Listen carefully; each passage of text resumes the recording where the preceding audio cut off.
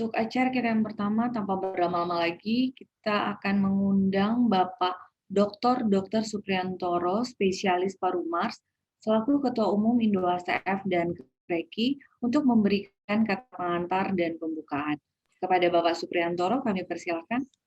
Baik, terima kasih Lia. Assalamualaikum warahmatullahi wabarakatuh. Selamat siang, salam sejahtera untuk kita semua. Yang saya hormati para narasumber, Profesor Dr. Sandra Yoga Aritama, SPP Konsultan, DPMH, MAS, juga yang kedua Dr. Iwan Aryawan, MPH.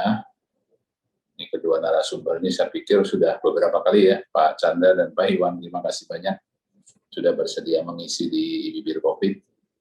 Juga tidak kalah moderator ini juga sudah lumayan sering, Pak Tonang, Dr. Tonang Wiharyanto, SPPK, PhD, ISKWA.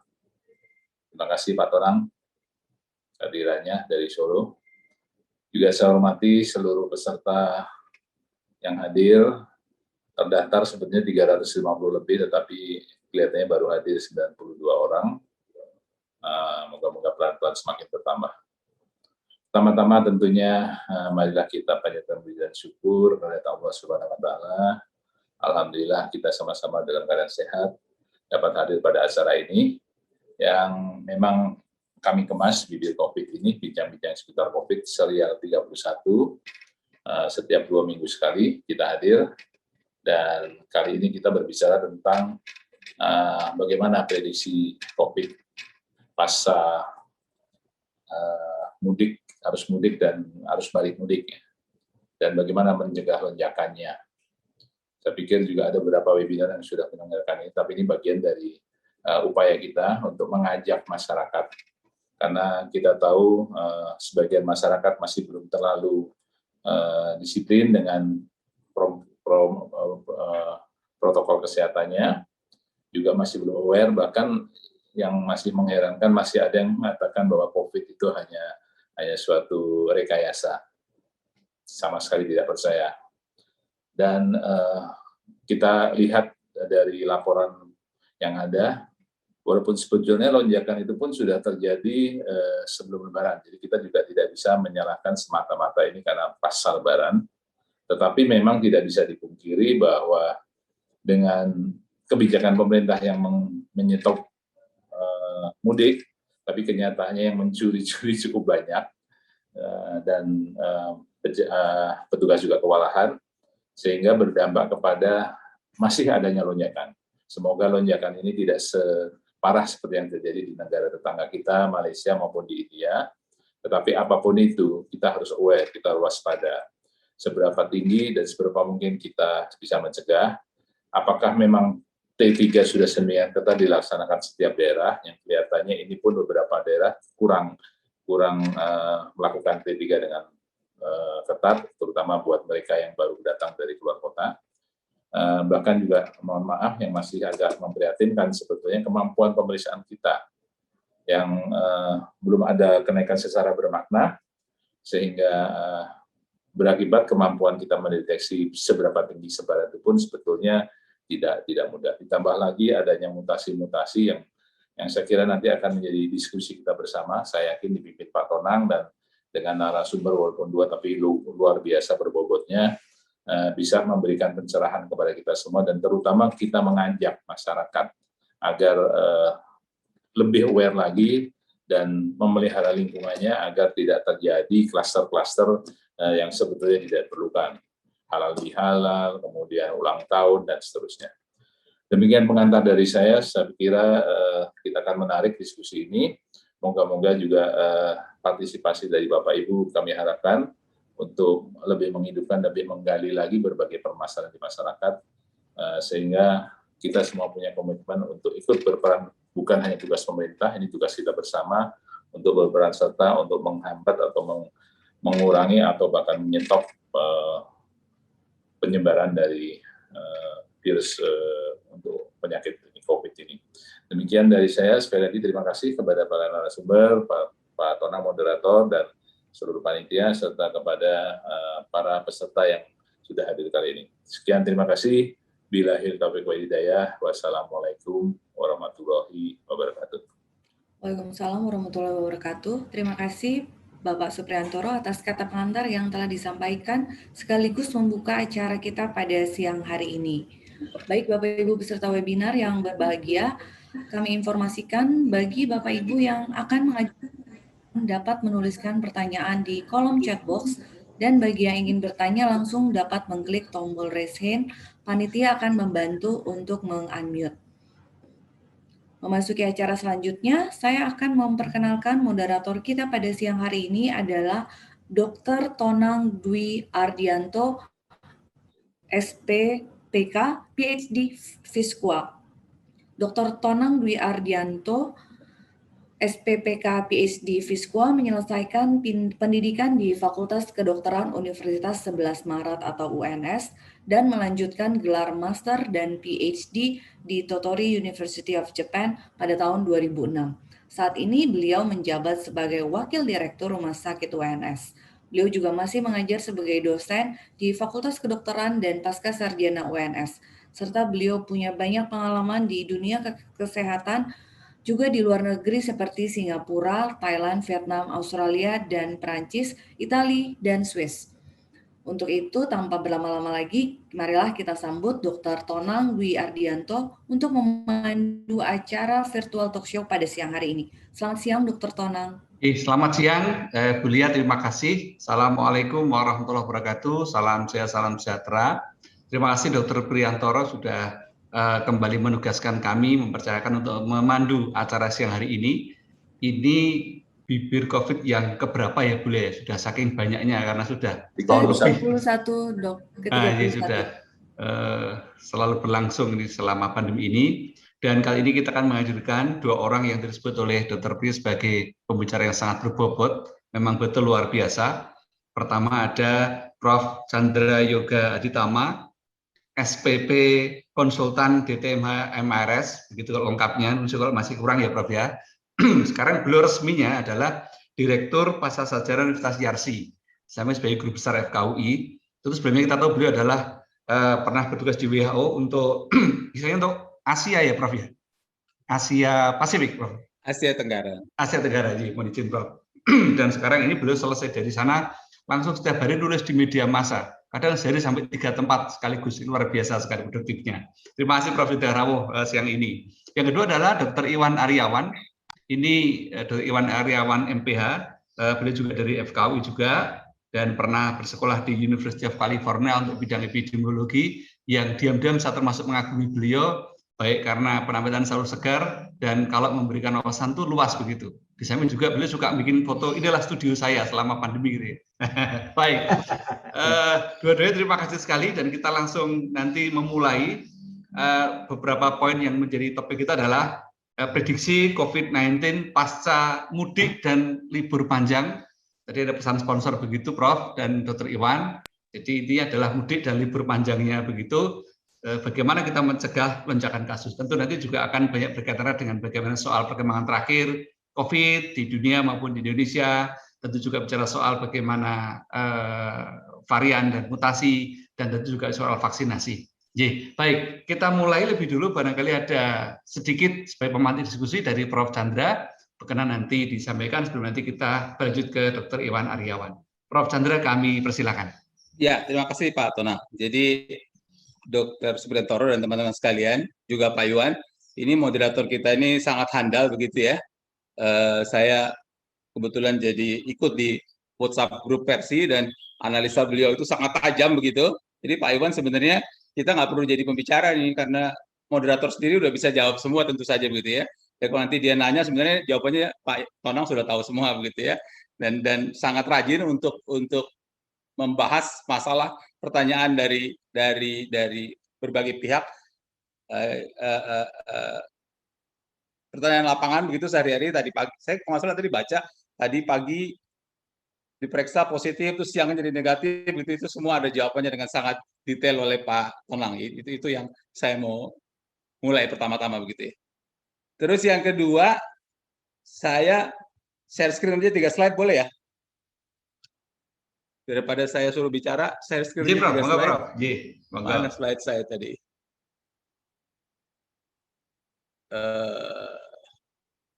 Oke, ini dia.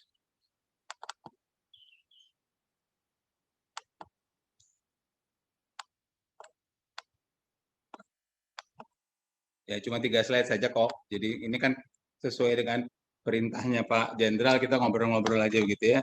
Jadi ini yang pernah saya tulis beberapa waktu yang lalu sebelum Lebaran, memang wartawannya minta nulis gitu. Jadi kadang-kadang Dr. Tonang saya nulis itu karena disuruh sama wartawannya begitu ya. Nah jadi untuk mengantisipasi kasus COVID pasca libur, baik Lebaran maupun yang lain begitu, untuk sekali lagi untuk memulai diskusi saya setidaknya berpikir ada 5 poin ini bagaimana caranya dipindahkan. Kok nggak mau pindah dia?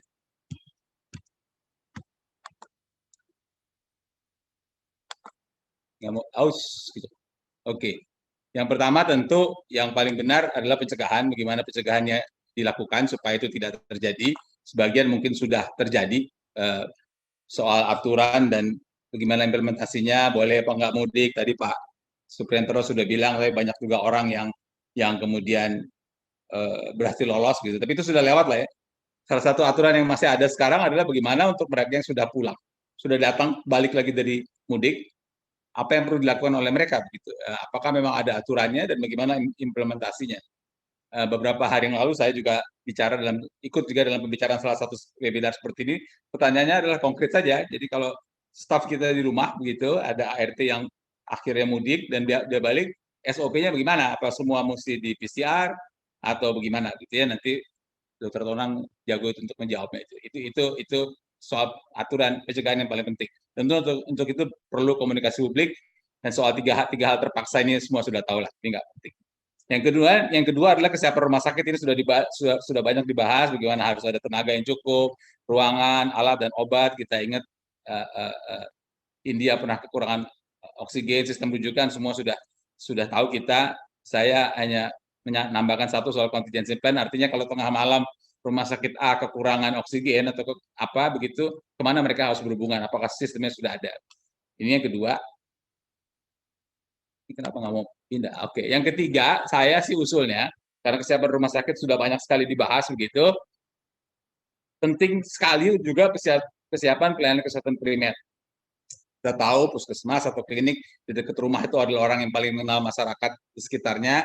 Saya aja sekarang kalau ada apa-apa yang saya hubungi pertama kali adalah dokter puskesmas kelurahan yang kebetulan dekat di rumah saya. Jadi pelayanan kesehatan primer ini menurut saya sama pentingnya dengan mempersiapkan rumah sakit gitu ya. Tentu saja ini memudahkan masyarakat, juga mengurangi beban rumah sakit.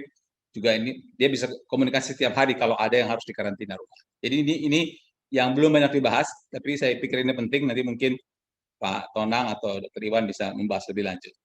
Yang keempat, tentu saja perlu ada ketersediaan data yang akurat. Kita dengar beberapa waktu yang lalu ada sinyalemen, bahkan dari Menteri yang mengatakan ada daerah yang tidak memasukkan data dengan benar, supaya hijau dan sebagainya.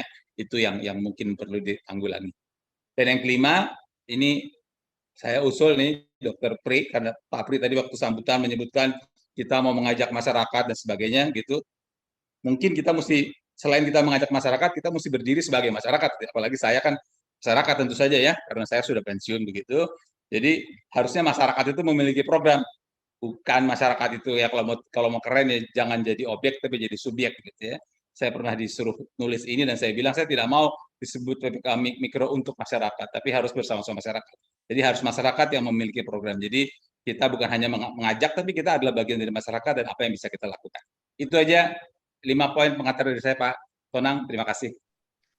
Terima kasih Prof. Selalu dengan semangat beliau menyampaikan dan nanti akan memicu kita diskusi.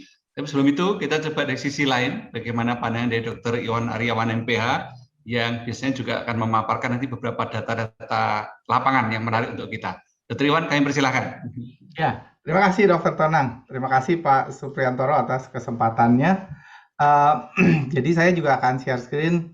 Kalau Prof. Chandra 5, saya nggak boleh melebihi Profesor, jadi 5 juga lah maksimal yang saya share slide-nya.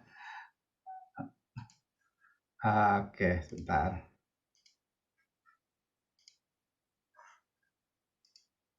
Ini aja langsung. Oke, jadi saya dengan teman-teman di UI itu beruntung karena kami itu dapat akses data dari Facebook. Nah, dengan data itu kami bisa memonitor pergerakan orang di Indonesia ini. Dari mana ke mana gitu. Dan datanya cukup besar karena setiap hari itu ada 15.000 time location sample. Nah, tapi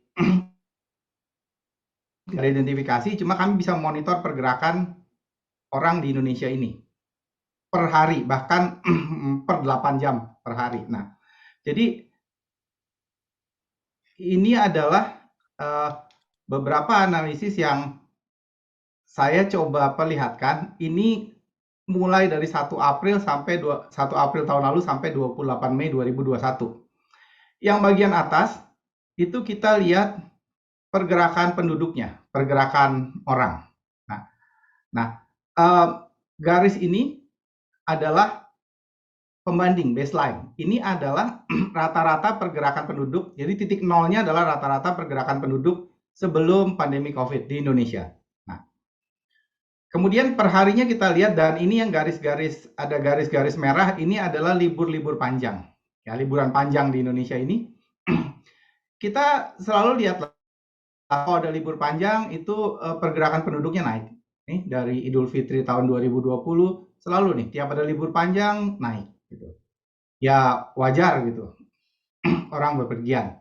Nah, tapi ini jadi masalah pada masa pandemi Covid ini. Yang kedua ini, grafik kedua yang biru ini kalau kita lihat adalah kasus COVID-19 berdasarkan laporan. Ini data dari Kemenkes dan Satgas COVID. Kita lihat kasusnya, kita lihat di awal-awal belum begitu kelihatan efek dari liburannya. Kasus COVID-nya masih relatif sedikit. Tapi kita lihat mulai dari liburan 17 Agustus tahun lalu, itu begitu setelah liburan, kasus naik. Turun, ini pada 28 Oktober, 1 Muharram, ada libur panjang lagi nih, karena pengganti libur Idul Fitri 2020. Belum sempat turun, yang kasusnya makin naik lagi. Ini kita tahu yang waktu kita kasusnya banyak sekali pada Januari. Nah, terus kasusnya udah mulai turun. Nah, turun, ini kita semua senang nih, kasusnya turun, tapi di sini ada Idul Fitri lagi nih. Ya, kasusnya mulai naik lagi. Ya. Kelihatannya naiknya belum terlalu banyak, tapi jangan senang dulu. Karena kalau kita lihat polanya, ini kita lihat pola pada bulan Desember, ini puncak pergerakan orang itu terjadi pada 1 Januari 2021. Puncak kasus 29 Januari, menurut laporan ya. Jadi ini ada jeda sekitar 1 bulan. Jadi kalau kita puncak pergerakan Idul Fitri itu pada tanggal 16 Mei, kasusnya dugaan ini masih akan naik lagi sampai 16 Juni. Udah lewat 16 atau kasusnya tidak naik tinggi, baru kita bisa lebih tenang kali. Artinya kasusnya memang seperti kita harapkan tidak naik setinggi ini. Tapi kalau sekarang masih terlalu dini untuk mengatakan kasusnya naiknya rendah nih, belum, masih terlalu dini karena kita lihat polanya nih, ya. Satu bulan dan turunnya lebih lama loh daripada 1 bulan nantinya, ya. Nah, yang bawah ini kalau kita adjusted menurut onset ya, karena ini kan berdasarkan laporan, ini aja lah yang kita lihat berdasarkan laporan, ini kalau kita sudah adjust berdasarkan onset penyakitnya. Nah, Terus sebetulnya grafik ini sudah saya sampaikan ke pemerintah, ke Kemenkes, ke Kementerian Ekonomi.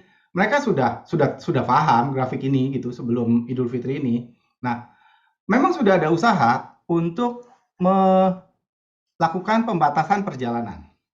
Jadi ada larangan mudik tanggal 6 Mei. Apakah efektif?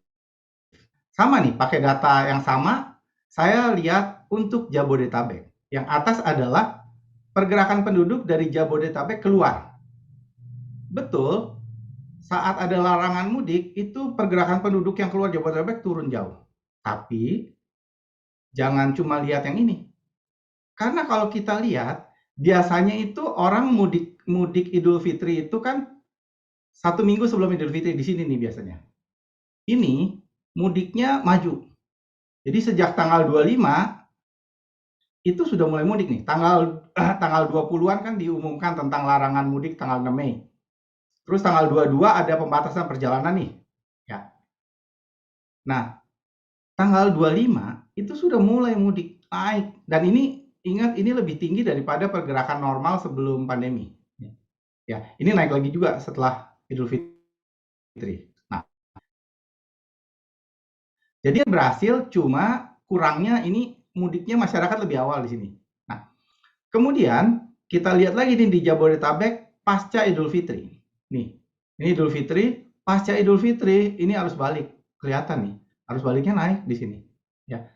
Semua ini punya resiko untuk peningkatan kasus COVID-19 ya, karena ada pergerakan orang, ada kerumunan, belum lagi yang kita lihat yang pada saat liburan itu banyak berkumpul di tempat-tempat wisata. Terus ini saya pakai slide-nya dari Kementerian Kesehatan. Ini yang tadi sudah disampaikan juga di pengantar, adanya VOC, Variant of Concern. Ini hasil dari Genomic Surveillance oleh Kementerian Kesehatan. Kita lihat, kita nih paketnya sudah lengkap ya. Artinya mau yang tadi varian Inggris, varian India, ini udah ada semua di sini. Ditemukan bukan hanya orang yang datang di bandara nih, sudah dari populasi. Ini merupakan ancaman nih, karena varian-varian ini diduga penyebarannya lebih cepat, sehingga kita mesti hati-hati untuk kenaikan kasus ya. Ditambah lagi, ini contoh pemantauan protokol kesehatan oleh relawan di DKI Jakarta yang dikumpulkan oleh UNICEF dengan melalui program Rapid Pro ya. Oke, kita bisa abaikan yang mencuci tangan karena susah. Kalau mencuci tangan ya tergantung saat pengamatannya ya, orang lagi cuci tangan atau tidak di tempat umum. Tapi kalau kita lihat yang memakai masker dan menjaga jarak itu turun sangat jauh sejak Oktober. Nih, ketaatannya. Nah, ini yang mengkhawatirkan nih. Nanti bisa naik lagi kasusnya ya karena protokol kesehatannya kurang. Nah, kemudian disampaikan kemampuan 3T kita, tracing terutama ya. Ini juga dari Kementerian Kesehatan, dari Interaction Review, berapa banyak rata-rata orang yang dilacak dari satu kasus COVID positif. Ini yang WHO tahun lalu menetapkan 30.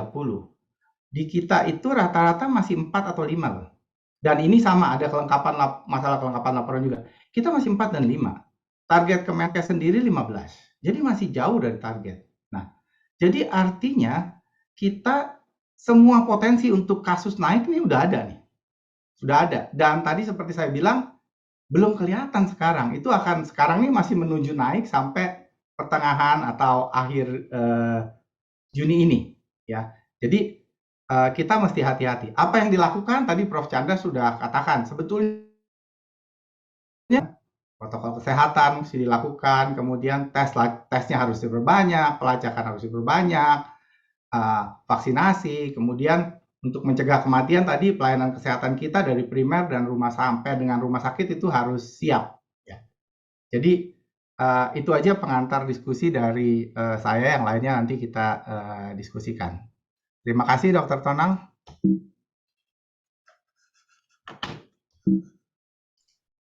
Terima kasih Dr. Iwan sudah membuka. karena tidak mau melebihi Prof. Chandra, jadi sampai slide kelima ini berikutnya untuk kita bahas ya. Bisa tertarik satu dong.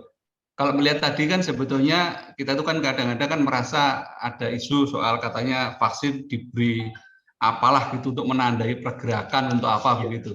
Nah sebetulnya kan nggak usah nunggu vaksin ya, cukup dengan Facebook, cukup dengan orang pegang HP yang ada aplikasi Android aja kan kita tahu persis tuh Dr. Iwan kemana aja tahu sebetulnya. Jadi saya kira itu juga satu jawaban yang logis yang mutlak bahwa kita nggak perlu curiga soal vaksinnya mengandung chip begitu. Baik, Prof. Chandra dan Dr. Iwan, kami matur begini. Tadi kita sudah sampaikan tentang prediksi ke depan, Dok. Namun begini, kalau melihat apa yang terjadi di India misalkan kemarin, barangkali Prof. Chandra berkenan mengulas sedikit lagi. India di sekitar kemarin April kan sempat memuncak, walaupun sekarang sudah terjadi, sudah turun, sudah 50% lebih turunnya dibanding puncak sebelumnya. Nah, ini mengulas waktu itu bagaimana dan bagaimana upayanya dan nanti dipotretkan ke Indonesia seperti apa, Prof. Chandra? Mohon berkenan, monggo. Oke, saya punya slide yang kenapa naik, kenapa turunnya belum punya ya. Jadi kalau boleh saya kasih slide yang kenapa naik begitu, yang kemudian sedikit banyak bisa kita pakai juga untuk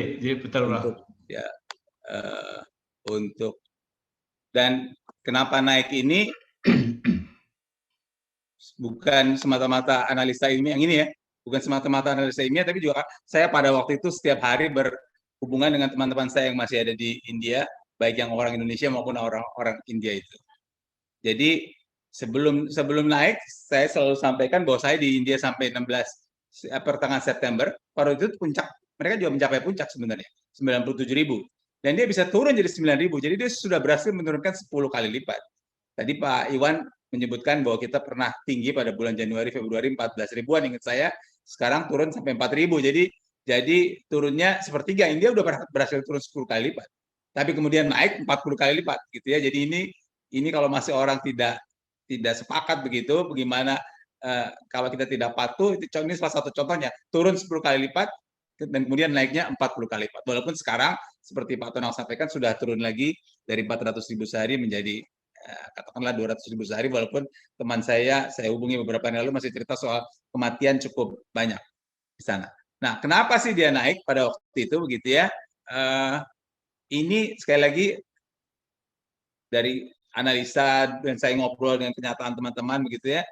Nomor satu yang tadi Pak Iwan sampaikan, jadi memang 3M-nya kan dia pakai bahasa Inggris, jadi 3W ya, watch the distance, wear a mask, wash your hand, memang nggak ketat lagi. Pasar yang tadi sepi, ramai sudah. Bioskop yang tadi sepi, ramai sekali sudah, gitu ya, orang nggak pakai masker, atau pakai maskernya nggak benar di jalanan. Ini kata teman-teman saya yang lihat keadaan, memang hanya di New Delhi, karena saya tidak punya teman di luar New Delhi, ini terjadi. Yang kedua, memang ada event besar, dan artinya kalau mau dibalikkan ke versi Indonesia, memang 3M dan MM lainnya tidak boleh kendor. Kalau kendor, yang tadi turun 10 kali lipat, naik 40 kali lipat, tanpa ada Idul Fitri. Gitu ya. Tanpa ada libur, tanpa ada fluktuasi naik orang sesuai dengan analisa Pak Iwan yang dari Facebook tadi. Yang kedua, memang ada event besar, gitu ya. Walaupun saya tidak sepakat bahwa acara di Sungai Gangga ini yang jadi satu-satunya faktor ya, karena event besarnya ada banyak, bukan hanya acara di Sungai Gangga Kumbh Mela yang dihadiri sekian ratus ribu orang itu begitu ya. Ini saja ada dua, ada yang Kumbh Mela, ada juga satu lagi namanya Holi, tapi saya nggak mau perpanjang. Tapi juga ada 5 negara bagian yang melakukan pilkada, bukan pilkada ya, karena mereka akan state ya. Dan lagi Desember, Januari, Februari itu memang saat-saatnya orang di India menikah ya, pada musim dingin. Dan kita tahu kalau lihat film Bollywood, nikah itu ramenya bukan main gitu ya. Itu dan artinya kesimpulannya yang satu ini kita tetap harus jaga 3M, kesimpulan yang kedua untuk ini kita harus kendalikan event besar. Oh ya, by the way, apa yang mereka lakukan ini diperketat lagi sekarang. Kan kita tahu bahwa ini untuk menjawab pertanyaan Pak Tonang kenapa turun gitu ya. Kita tahu walaupun Perdana Menteri Modi tidak mau melockdown satu negara seperti dulu, tapi akhirnya sebagian besar state melockdown dirinya, termasuk state-state yang besar seperti New Delhi, seperti Maharashtra, yang ada Mumbai, dan lockdown-nya menurut teman-teman saya walaupun tidak seketat tahun lalu, tapi cukup ketat sehingga yang jelas pasarnya tutup, bioskopnya juga tutup, gitu ya, sehingga ini akhirnya terkendalikan. Yang kedua, ini yang kalau musim nikah memang kemudian sudah habis musim ini, sekarang sudah musim panas lagi, upacara agama tidak terlalu ada lagi saat ini, tapi memang masih ada pilkada. Ini mereka tidak lakukan dengan baik. Nah, untuk kita ini yang pengendalian mudik yang tadi sudah dibicarakan. Yang ketiga, soal vaksinasi, gitu ya. Bulan Maret April itu mereka baru memvaksinasi 120 sampai 150 juta orang. Seakan-akan kelihatannya besar, tapi ingat penduduknya 1,3 miliar. Ada yang bilang 1,4 miliar. Jadi belum ada 10% pada waktu itu, gitu ya. Jadi memang walaupun dia pernah memvaksinasi 3 juta orang sehari. Jadi slide ini selalu saya sampaikan kalau saya presentasi sama-sama Bu Nadia, karena saya tahu kita mentargetkan 1 juta. Jadi India dan Amerika sudah pernah vaksinasi 3 juta orang sehari. Jadi mau tidak mau memang vaksinasi harus ditingkatkan. Tadi Pak Tonang juga sudah menyebutkan, karena India masih kurang. Karena itulah kemudian mereka embargo, nggak mau lagi ngirim vaksinnya ke COVAX, sehingga mereka mau pakai sendiri. Itu pun nggak cukup, karena sekarang dia akhirnya mendapatkan vaksin dari Rusia dan sebagainya, dan teman-teman saya yang pegawai WHO yang tadinya belum dapat giliran vaksin karena hanya buat orang lokal, sekarang sudah divaksin. Ya. Akhirnya mereka boleh, semua orang akhirnya divaksin, teman-teman saya yang orang non India pun divaksin.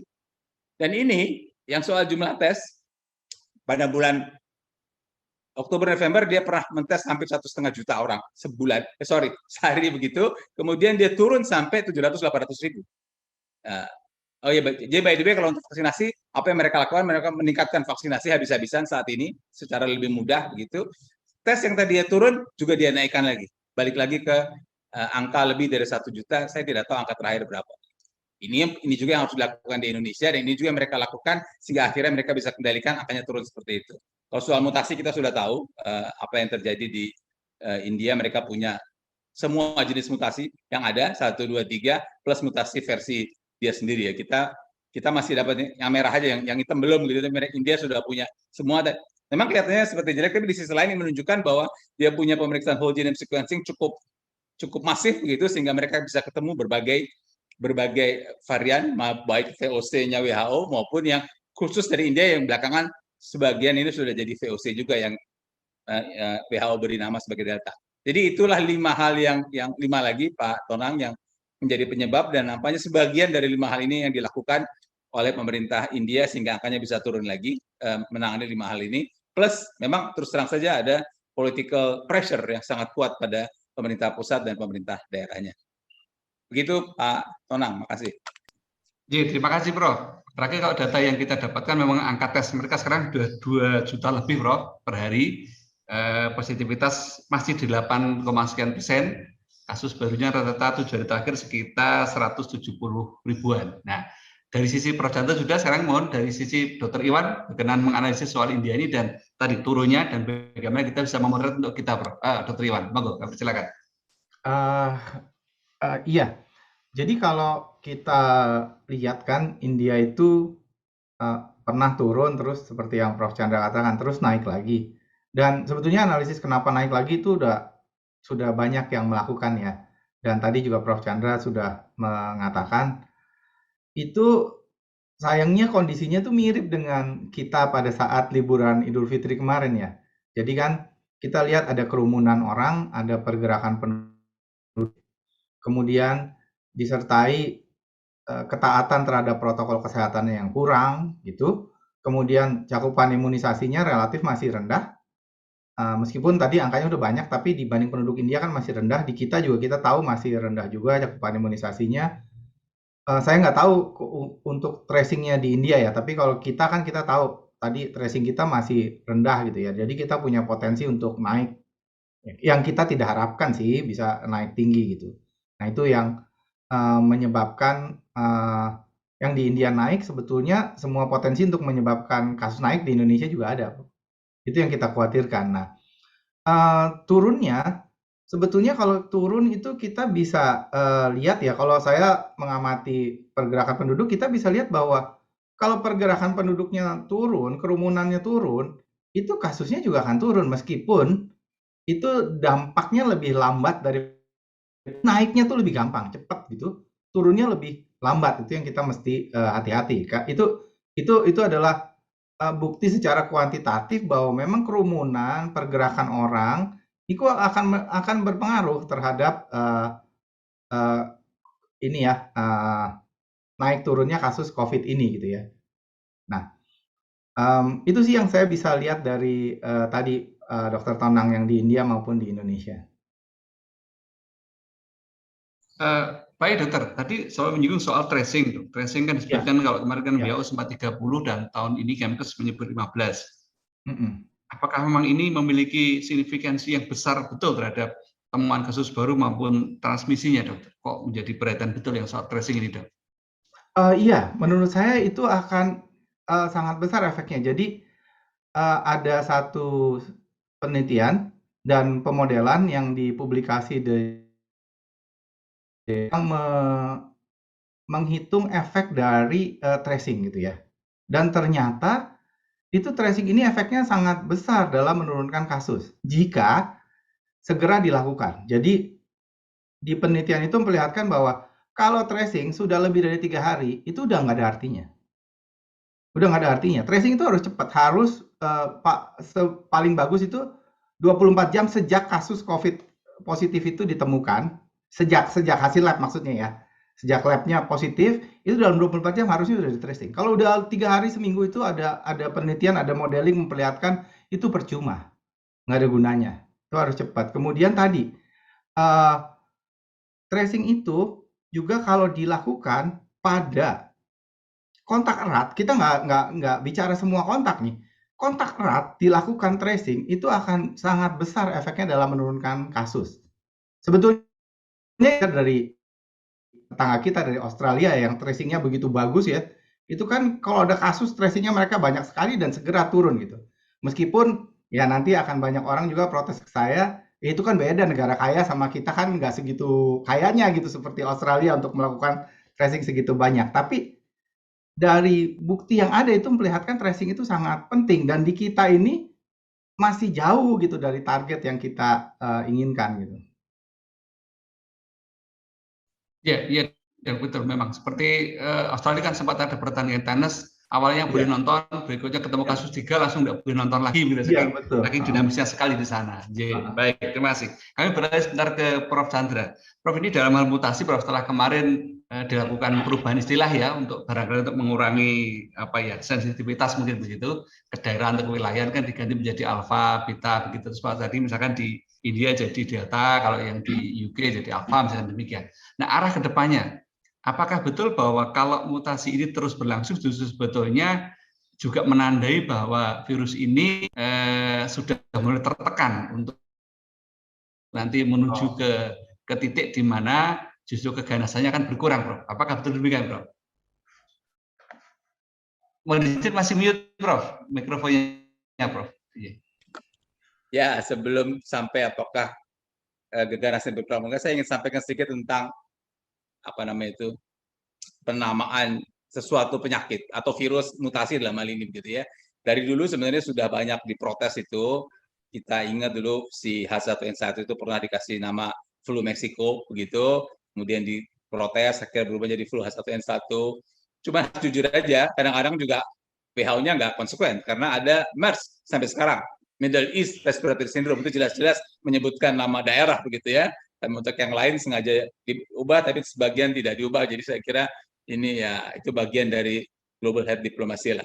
Dan ini kan kalau yang B1617 1351 sebenarnya kalau nyebut Indonesia saya nggak ada nama negaranya. Cuman seringkali di belakangnya ditambahin kan B117 yang berawal dari Inggris, itu yang salah kan. Sekarang jadi alfa, beta, delta, oke lah. Tapi cuman saya ingin sampaikan bahwa kadang-kadang ya contoh konkretnya MERS sampai sekarang namanya masih MERS dan semua orang kayaknya baik-baik aja padahal itu jelas-jelas menyebut bahwa itu Middle East. Itu poin pertama.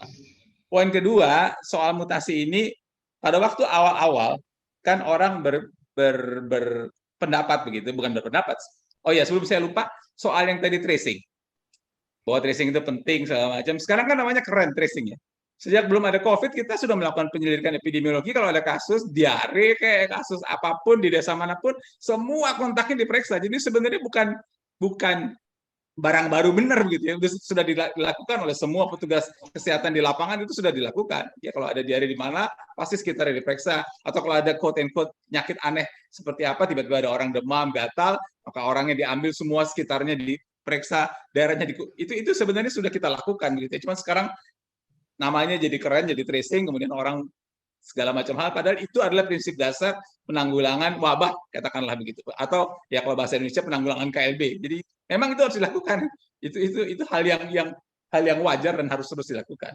Itu poin kedua. Nah, sekarang yang pertanyaannya Pak Tonang, yang ingin saya sampaikan, saya ingat sekali pada waktu awal-awal ada informasi bahwa kasusnya lebih mudah menular, maka orang beranggapan bahwa pastinya kalau lebih mudah menular, maka akan lebih kurangan beratnya. Begitu. Karena biasanya terjadi seperti itu. Walaupun akhirnya kan tentu tidak terjadi seperti itu. Kita ingat sekali contoh yang konkret adalah yang alfa itu, dalam tanda kurung yang 117 itu, waktu pertama kali dilaporkan oleh Inggris, itu mereka melaporkan dalam kerangka International Health Regulation. Kenapa dia melaporkan dalam kerangka International Health Regulation? Karena dia sudah menduga ini akan menular ke banyak negara. Gitu. Nah, waktu dilaporkan bulan Desember, angkanya belum terlalu kuat. Kemudian Perdana Menterinya Boris Johnson yang baru menikah katanya itu ya, biasanya Pak Tonang tahu kan soal Boris Johnson menikah itu, dia keluar dengan cerita bahwa saya kira di parlemen dia bilang bahwa saya dapat informasi bahwa ini mudah menular. Kalimatnya masih seperti itu. Kemudian sesudah itu mereka membuat badan khusus yang menanggulangi B117 dan badan itu mengeluarkan angka penularan lebih dari 30-70% lebih sering. Kemudian dipublish. Orang pikir oh gitu nggak tambah berat, tapi walaupun terus kemudian keluar lagi publikasi di mana itu ya Pak Tonang pasti baca itu, saya lupa entah di Nature entah di Lancet yang mengatakan 30% sampai 60% kematian lebih tinggi. Jadi memang tidak selalu ternyata kalau lebih mudah menular angka kematiannya lebih kecil atau sebaliknya.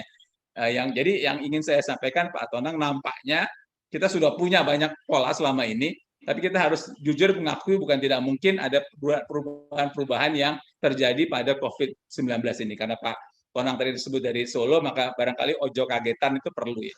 Prinsip itu, karena bukan tidak mungkin apa yang sudah kita perkirakan tidak akan terjadi, atau sebaliknya. Saya perpanjang sedikit soal vaksin. Pada waktu Januari, Februari, Maret itu bahkan WHO itu bilang tidak mungkin ada vaksin bulan tahun 2020, nggak mungkin. Karena vaksin ini butuh waktu lama. Dia paling cepat pertengahan 2021 kita akan lihat hasilnya. Tapi akhirnya vaksinnya keluar pada tahun 2020. Pada waktu itu orang sudah tahu bahwa ini kayaknya nggak akan cukup, makanya dibuat allocation framework. Tapi orang nggak terpikir bahwa kemudian ada mutasi yang begini. Orang tahu ada mutasi, tapi nggak terpikir bahwa mutasi ini mungkin mempengaruhi vaksin. Orang nggak terpikir begitu banyaknya antusiasme masyarakat. Orang nggak terpikir ada cerita AstraZeneca dengan pembekuan darah atau si Pfizer dengan myokarditis. Jadi banyak yang memang balik lagi ke filosofi Solo, ojo kagetan. Itu aja Pak. Siap Prof. Ojo kagetan kalau jodohnya Prof. Dokter Iwan, karena Prof Chandra nyinggung Solo nih Dokter. Sekarang kan kita sedang fokus bicara soal dekat Solo, yaitu di Kudus Dokter. Iya betul. Mohon nanti komentar Dokter Iwan bagaimana menganalisis di Kudus ini Dok. Kami persilakan. Iya. Ya kita kan lihat dari berita ya bahwa di Kudus itu terjadi transmisi yang cukup masif ya kesannya kalau di berita ya. Nah, sebetulnya itu bisa saja terjadi karena kan tadi kita kan baru ada liburan, baru ada perayaan Idul Fitri gitu, di mana tradisi kalau Idul Fitri kan orang udah halal bihalal dari rumah ke rumah gitu kan, dan ketemu mungkin. Ini kan pertemuan seperti itu sangat beresiko untuk menyebarkan COVID-19 ya. Sehingga banyak terjadi kan tuh klaster keluarga, klaster pertemuan gitu. Nah, kemudian apakah yang menyebar ini tadi VOC, variant of concern yang di Kudus? Saya nggak tahu, nanti kalau Prof Chandra atau Dr. Tonang ada informasi mungkin bisa tambahkan. Saya sendiri nggak tahu, setahu saya sih itu belum diperiksa genomiknya yang saya tahu ya, sehingga kita nggak tahu itu varian mana yang menyebar. Tapi kita tahu ada penyebaran yang cukup banyak klaster di sana gitu. Itu yang dari Kudus. Dan tadi seperti saya bilang tadi, kalau kita lihat dari pola sebelumnya, kita masih hati-hati nih, karena biasanya tadi sampai dengan 1 bulan setelah puncak pergerakan orang tadi, itu kasusnya akan, dan kita ini baru berapa lama nih sejak puncak pergerakannya ya. Jadi kita ini belum aman nih. Kita jangan merasa bahwa nggak banyak nih, masih sedikit. Belum, kita masih coba tunggu sampai pertengahan bulan ini, paling nggak kita lihat seperti apa. Ya tentunya kita nggak berharap sih kasusnya naik masif seperti Januari ya Pak Tonang. Terima kasih dokter. Karena memang kalau kita lihat, katakanlah kita pakai laman yang orang sering buka lah, yang seperti Worldometer, itu kan kita ini secara total kasus kita di nomor 18. Secara total tes kita di nomor 21. Ya, betul. Tapi kalau bicara tes per million people, arti tes per 1 juta orang, kita nomor 159. Ini kami agak khawatir, berarti kan jumlah tesnya nomor 159, tapi jumlah kasusnya nomor tinggi. Ini kan ini agak kurangi demikian. Baik, tapi sekarang menapa lebih sedikit Prof. Chandra juga soal kudus tadi, Prof. Saya kira kalau soal mutasi apa sudah ada kabar ya, Prof? Atau memang Indonesia sebenarnya sudah juga menjadi tempat untuk hanya belum ketemu aja mungkin ya, Prof ya? Karena sudah banyak tempat lain yang sudah menyatakan ditemukan yang alfa misalnya sudah ketemu gitu, yang bahkan mungkin yang lain pun ketemu juga sebetulnya. Bagaimana Prof tentang kudus ini, Prof? Kalau Kudus, saya yang punya data Cilacap. Karena Cilacap juga sama menariknya ya. Cilacap jelas sumbernya adalah pelaut yang jelas positif di kapal Delta, ya yang dari kapal itu yang Delta. Kalau nggak boleh bilang 16-17-2 yang Delta. Tapi kemudian ada sekian puluh orang di rumah sakit itu yang positif, petugas kesehatan, gitu ya. Saya terus terang berhubungan dengan teman saya karena saya tentu kontak saya dulu kan saya kerja di bagian yang lapangan, jadi saya kontak teman saya yang di kantor kesehatan pelabuhan. Jadi memang menariknya adalah mereka yang di pelabuhan, baik yang kantor kesehatan maupun petugas pelabuhan nggak positif. Mereka cek juga, yang positif adalah sekian puluh orang yang ada di rumah sakit. Yang menarik kan saya kira semua juga sudah baca berita beberapa hari yang lalu, ini saya punya daftarnya nih, ada yang dari 40 sekian itu yang sudah keluar itu 12 orang. Hasil whole genome sequencing-nya. Dari 12 itu semuanya adalah varian yang sudah lama ada di Indonesia, 1462, 1459, dan 1470. Jadi semuanya bukan varian baru yang tertular dari orang yang datang itu. Ya, jadi ini juga saya kira fenomena yang menarik karena mesti dikejar itu. Kita tidak bisa, maksud saya jangan berhenti dan mengatakan, oh ternyata petugas rumah sakit bukan tertular dari yang Delta itu begitu. Mereka tertular varian lokal yang sudah lama. So what begitu? Kan nggak bisa berhenti di situ. Kan kejadian ada 40 orang yang sakit di satu rumah sakit itu bukan hal yang biasa. Itu kalau yang WHO menyebutnya sebagai unusual event. Itu tetap mesti dikejar. Apa sebabnya sambil menunggu hasil selain dari 12 orang yang sudah hasilnya disampaikan oleh pihak Universitas Gadjah Mada ke Cilacap. Jadi saya kira itu mesti dikejar juga. Itu jawaban saya pertama sih, nggak langsung. Jawaban saya kedua yang nggak langsung juga Pak Tonang adalah pada waktu Pak Wamen menyampaikan Indonesia ada B117, itu kan setahun sesudah pandemi setahun sesudah kasus pertama. Jadi pada bulan Maret 2021, ya. Saya ingat sekali disampaikan oleh Wakil Menteri bahwa hari ini dilaporkan ada kasus pertama yang alfa, kalau sekarang namanya, berdasarkan 400 sekian pemeriksaan. 400 sekian yang diperiksa, ya. Nah, kemudian saya beberapa hari yang lalu presentasi sama-sama dengan Bu Nadia, dan Bu Nadia sudah menyampaikan sekarang ada beberapa hari yang lalu ya sudah 1.700 yang diperiksa whole genome sequencing. Yang diperiksa oleh Inggris itu sekian ratus ribu.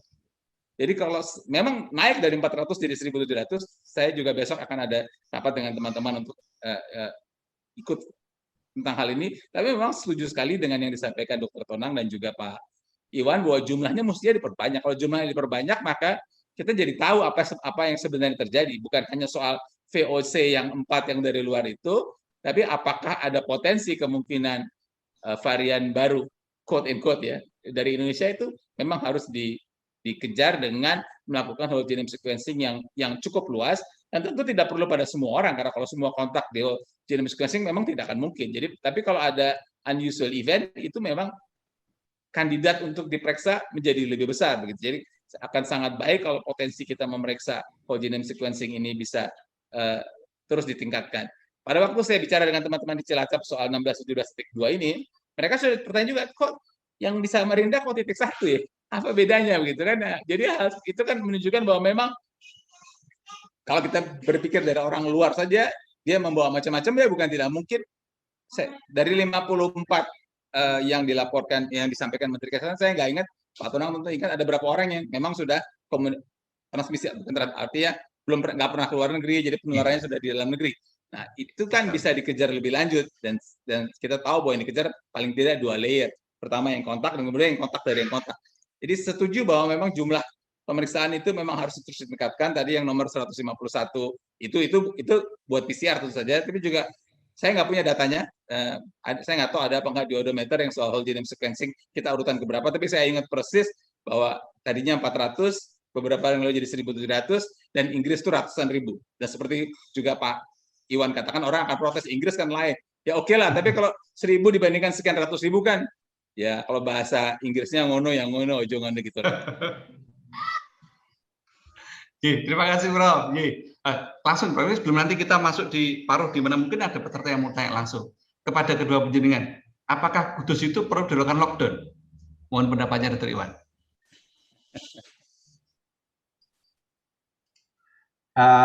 Ya, kalau menurut saya, kalau kasusnya sudah sebanyak itu dan penyebarannya sudah tinggi, itu lockdown itu adalah cara yang efektif untuk segera dan dengan cepat menurunkan transmisi. Tapi, gini, lockdown itu akan percuma kalau kita tidak perbaiki ketaatan terhadap protokol kesehatan maupun tes dan tracing-nya. Jadi artinya gini, lockdown, oke. Kasus akan turun dengan cepat. Itu udah terbukti ya di berbagai negara. Tapi kalau kita nggak siapkan protokol kesehatannya, kita nggak siapkan tracing-nya, nanti naik lagi. Terus mau lockdown lagi. Sampai kapan kita mau bolak-balik lockdown, naik turun, naik turun, naik turun. Jadi seharusnya pada saat lockdown, itu tadi, ketatan tracing-nya disiapkan. Sehingga nanti begitu lockdown-nya bisa dilonggarkan, bisa dibuka, itu semua perangkat yang lain udah siap. Yang digunakan untuk mengganti prosedur lockdown tadi gitu. Iya, berarti memang bukan pilihan yang mudah ya, Dokter ya. Iya. Karena ini aksesnya akan luas juga jadi di sana. Iya. Mohon izin, Prof. Chandra, kalau dari pandangan penelitian dan mungkin selama ini bagaimana WHO menilai tentang perlu tidaknya satu lockdown, bagaimana, Prof? Ya, saya ada dua pendapat usul, bukan artinya yang ingin saya sampaikan. Yang pertama soal pengalaman pribadi di India pada waktu lockdown, yang kedua yang katanya WHO berpelin-pelan itu, gitu ya. Jadi pada waktu saya di India itu, saya ingat sekali tanggal 24 Maret kan hari tuberkulosis di dunia. Jadi beberapa hari sesudah itu, Perdana Menteri India memutuskan lockdown seluruh negara.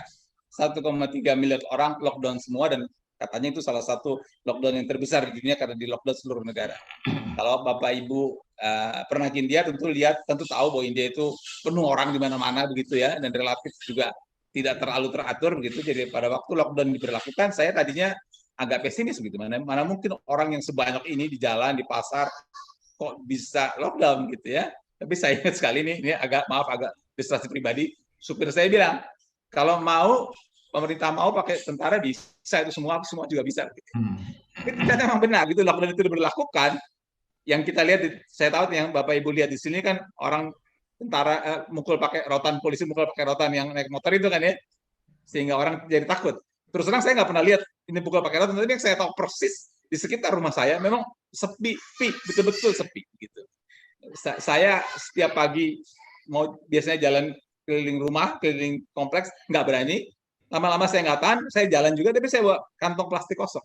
Maksudnya apa? Kalau saya ditanya oleh polisi di jalan, saya bilang, oh saya bukan jalan-jalan, saya mau beli, karena beli bahan makanan kan boleh. Saya mau beli bahan makanan ini ke toko. Ini hanya menunjukkan bagaimana ketatnya lockdown sampai segitunya begitu ya. Sampai saya pun harus membawa kantong plastik kosong, itu menunjukkan lockdown yang sangat ketat dilakukan. Nah, tetapi dampak ekonomi sosialnya besar sekali gitu ya. Akhirnya pemerintah tidak tahan. Itulah juga alasannya kenapa Perdana Menteri Modi sekarang tidak berani lockdown seluruh negara. Dia serahkan ke masing-masing chief minister ya, kalau kita gubernur lah gitu ya. Chief minister lah yang memutuskan, dan beberapa seperti saya sampaikan tadi, beberapa negara bagian yang besar memutuskan itu. Sekarang lockdown, dan seperti Dokter Iwan yang ahli modeling itu menyampaikan, nggak usah pakai ilmu modeling, kalau lockdown beneran ya tentu saja angkanya turun begitu ya. Itu nggak perlu jadi PhD dari John Hopkins itu turun begitu ya. Cuma itu yang terjadi di India. Nah yang kedua, sehubungan juga dengan yang Pak Iwan sampaikan, memang lockdown itu seperti kita tahu, kita sudah bahas, ada aspek sosial ekonominya, tapi ada satu titik di mana jumlah kasus itu begitu tingginya, kalau kita mau pakai yang skop kita saja, kesehatan, di mana akhirnya petugas kesehatan mau tidak mau sudah sangat kewalahan. Kalau diteruskan itu, pelayanan kesehatannya kolaps, habis, maka semuanya jadi hancur karena pasien tambah banyak, orang tidak bisa ditangani. Jadi lockdown itu antara lain indikatornya adalah kalau situasi kesehatan itu sudah demikian tidak terkendali. Sehingga kalau diturunkan sedikit lockdown, jumlah kasus yang masuk rumah sakit berkurang, petugas kesehatan bisa hidup lagi, kemudian kehidupan bisa berjalan. Tapi sekali lagi, tidak bisa lockdown itu not as matter of only lockdown. Dia mesti terencana dengan baik. Kita akan lockdown, waktunya sekian lama, dan ini akan dilakukan selama lockdown itu, sehingga akhirnya, misalnya tadi soal istirahat itu akan kembali lagi, tracing akan ditingkatkan, dan sebagainya, itu jelas kriterianya. Sehingga lockdown itu nggak bisa lockdown tanpa ujung yang tidak ada ujungnya. Gitu ya. Dan itu contohnya sudah dilakukan oleh sekarang India, cuman mereka tadi tanggal 1 akan dihentikan karena kasus sudah turun, tapi karena mereka masih teruskan seminggu lagi ya. Kita lihat bagaimana. Tapi kita punya tetangga satu lagi yang Malaysia yang baru beberapa hari yang lalu juga memulai istilahnya, saya lupa bahasa Melayunya apa begitu ya, juga hal seperti itu yang cukup ketat juga lockdown seperti itu. Jadi saya kira lockdown kalau perlu memang dapat dilakukan, tapi memang kalau sudah sampai tingkat yang betul-betul tidak bisa dikendalikan situasinya. Oke, terima kasih Prof. Ya, oke. Oke. Ya, ini karena memang kita melihat berita cukup masif tentang Kudus ya, dan kita prihatin karena apapun mengatai beberapa tenaga kesehatan juga dilaporkan sudah mulai terkena ke sana. Baik, Prof, ini ada beberapa pertanyaan di chat. Saya akan bacakan, Prof, beberapa untuk penjaringan kedua, Prof dan Dr. Iwan. Yang pertama, apakah diperlukan program untuk melakukan gerakan vaksinasi bergelombang? Gerakan vaksinasi bergelombang kedua untuk menjaring masyarakat yang belum tervaksin pada gelombang pertama. Ini belum cukup jelas juga maksudnya mengapa, tapi intinya berarti bertanya soal program vaksinasi kita. Belum lama ini Kemkes memulai untuk menurunkan ambang prioritasnya ke level usia 50 ke atas. Ini kan satu program yang baru. Mohon Dr. Iwan berkomentar tentang hal ini. Iya, jadi saya mengikuti beberapa pertemuan-pertemuan diskusi soal vaksinasi ya dengan Kemenkes, Kemenko Marves maupun termasuk Kementerian Keuangan juga masuk tuh di situ yang untuk diskusi soal vaksinasi. Nah, sebetulnya kita tahu semua bahwa di Indonesia kan kita ada skala prioritas vaksinasi di mana kan sudah ditetapkan bahwa yang pertama itu adalah tenaga kesehatan, supaya tenaga kesehatan kita siap dan terlindungi gitu ya, kita nggak kehilangan tenaga kesehatan kita. Terus kan lansia dan seterusnya sudah ada penjadwalannya, itu kan yang sudah didiskusikan panjang lebar tuh dengan para ahli ya, supaya lebih efektif dan efisien seperti apa. Karena ya kita tahu kan vaksin ini kan terbatas gitu, vaksinnya kan tidak bisa langsung ada dalam jumlah besar gitu ya. Nah, jadi itu ya, jadi itu yang sudah dilakukan, dan kita udah lihat kan bahwa vaksinasi pada tenaga kesehatan itu cukup bagus, cakupannya cukup tinggi, dan sudah ada evaluasi juga sebetulnya dampak vaksin itu pada kesehatan nih ya. Nah, jadi artinya vaksin yang digunakan Sinovac itu efektivitasnya cukup tinggi nih di tenaga kesehatan kita ya. Nah, kemudian kan kita mulai lansia dan seterusnya. Ya memang lansia agak tersendat ya, agak kurang cepat cakupannya dibanding tenaga kesehatan. Ada beberapa masalah kan, masalah transportasi, karena lansia itu nggak ada yang antar dan segala macam yang coba diatasi kan. Nah, ya tentunya dengan kebijakan berjenjang ini ya kita berharap nanti suatu saat cakupannya cukup tinggi dan ini bisa untuk mengendalikan ya, paling nggak mengendalikan wabah ini. Artinya kalau saya dan teman-teman selalu bicara begini, herd immunity itu jauh, itu jangka panjang, itu akan tercapai tapi butuh waktu yang lama ya.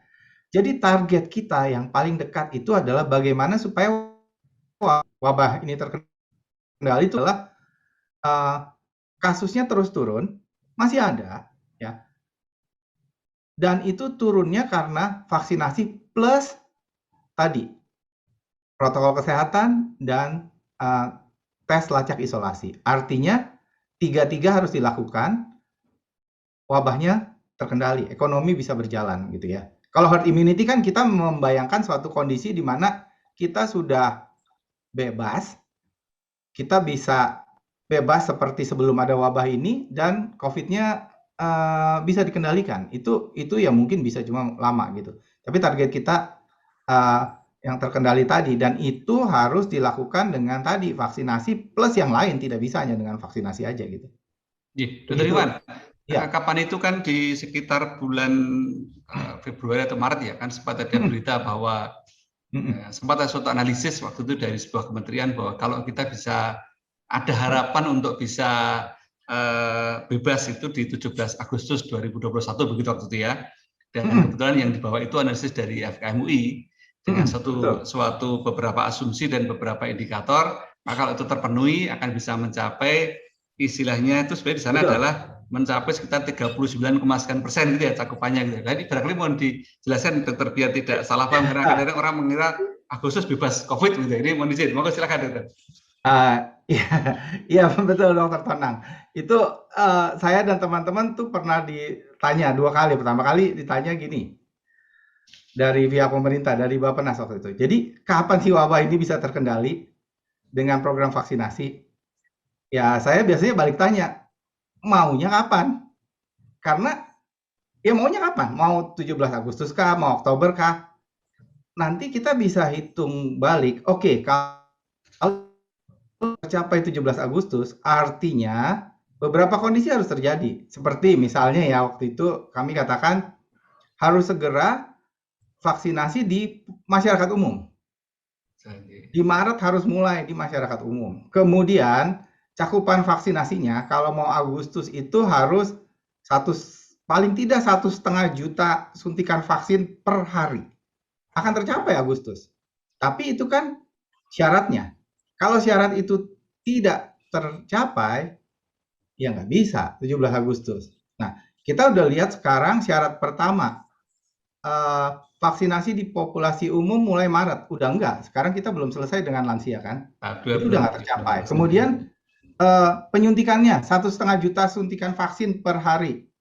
Nggak bisa juga, kita belum bisa. Jadi artinya kalau lihat dari sekarang dan kondisi protokol kesehatan kita ya tidak akan terkendali pada 17 Agustus ya. Jadi lebih lama lagi gitu kan. Nah, itu sih kalau menurut perhitungan. Ya saya juga tahu bahwa kan kita vaksinasi juga punya berbagai tantangan. Artinya misalnya menurut Kementerian Kesehatan kan sebetulnya vaksinatornya ada. Mereka bisa loh memberikan suntikan 1,5 juta suntikan per hari. Tapi yang nggak bisa dikontrol adalah logistiknya kan. Pasokannya logistik vaksin ini yang terakhir ini banyak yang terlambat gitu kan. Belum lagi urusan vaksin ini kan bukan hanya vaksin, tapi kan harus ada cold chain-nya kan. Iya. Nah, itu kan ini tidak semudah barang biasa gitu langsung dikirim, ada kan mesti ada kesiapan cold chain segala macam. Nah, itu yang jadi masalah sih. Ya apapun tetap kita perjuangan ya walaupun ya, beberapa kondisi tadi memang belum bisa kita penuhi saat ini, betul. Nah itulah yang saya bilang sebetulnya karena kita punya masalah vaksinasinya nggak bisa cepat, kita kan sebetulnya bisa gini kan sebetulnya ada 3 pilar ya kalau saya sebut ya, kan ada dari protokol kesehatan yang dilakukan oleh masyarakat, kemudian kita punya tes lacak isolasi oleh dinas kesehatan, oleh pemerintah lah, kemudian vaksinasi. Ya, nah 3-tiganya ini harus baik kan.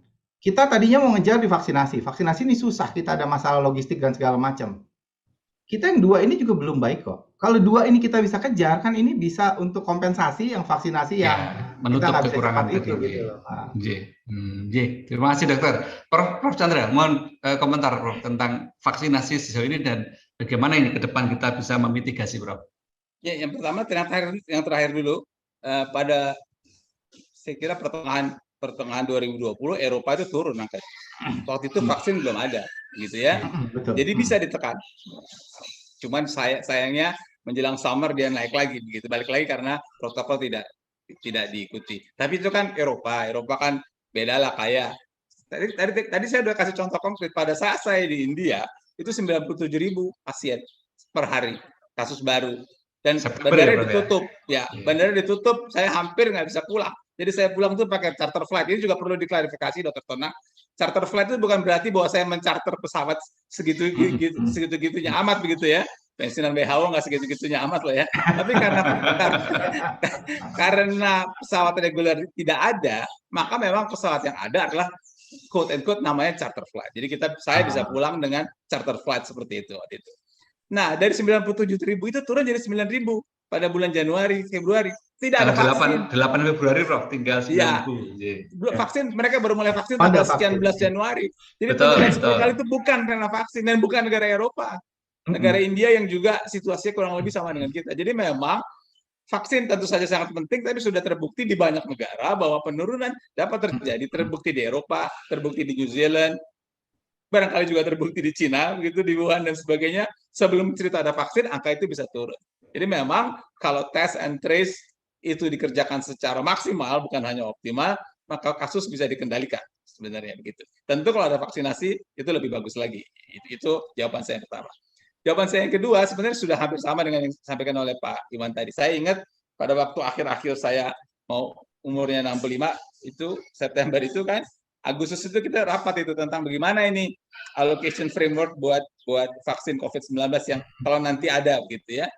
Dan kita tahu untuk vaksin yang lain, BCG, DPT, polio, nggak pernah ada cerita pentahapan nggak ada.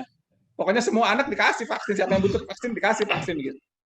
Kenapa ada pentahapan kalau bahasa Inggrisnya allocation framework? Karena kita tahu bahwa jumlah yang ada nanti tidak akan mencukupi untuk memvaksin 7 miliar atau 8 miliar manusia. Karena itu kemudian dibuatlah pentahapan allocation framework 1, 2, 3. Ada beberapa skenario yang dilakukan, 4 skenario, yang bilang 6 skenario begitu. Waktu itu kita sepakat bahwa bagaimanapun orang yang risiko tinggi harus dilindungi yang pertama-tama.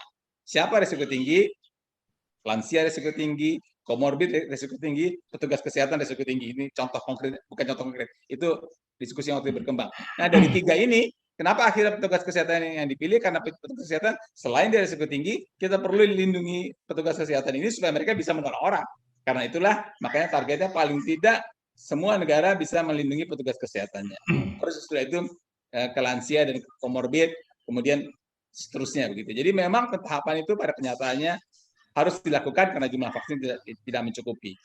Itu yang kedua yang saya sampaikan. Yang ketiga, saya kira-kira mungkin sebulan lalu kali ya, itu ikut di salah satu pertemuan vaksin dari beberapa negara begitu. Dan teman yang dari Amerika pada waktu itu ini berhubungan juga dengan kebijakan dia melepas masker mungkin. Kita cerita di negara kita begini, bagaimana vaksin ini. Yang dari Amerika saya ingat sekali, dia dari Texas. Dia bilang vaksin kita udah cukup tinggi dan sekarang yang kita kerjakan adalah kalau kita buka pelayanan, ini petugas rumah sakit nih, bukannya pejabat. Kalau kita buka pelayanan, kok sekarang sepi nih, orang udah habis sekitar kita daripada divaksin semua ini. Gitu.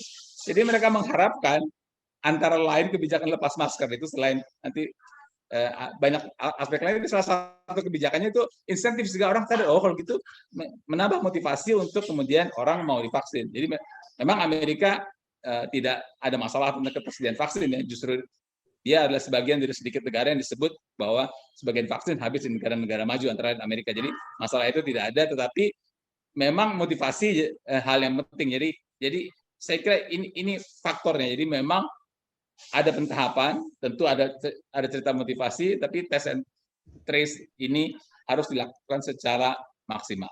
Begitu Pak Tonang. Iya, Prof, bentar Prof. Kalau nyambung soal vaksin, katakanlah memang kita mampu ya tersedia. Tapi soal mutasinya, Prof, apakah berarti setiap kali muncul satu mutasi berarti mengharuskan ada suatu perubahan vaksin atau bahkan vaksin baru, Prof?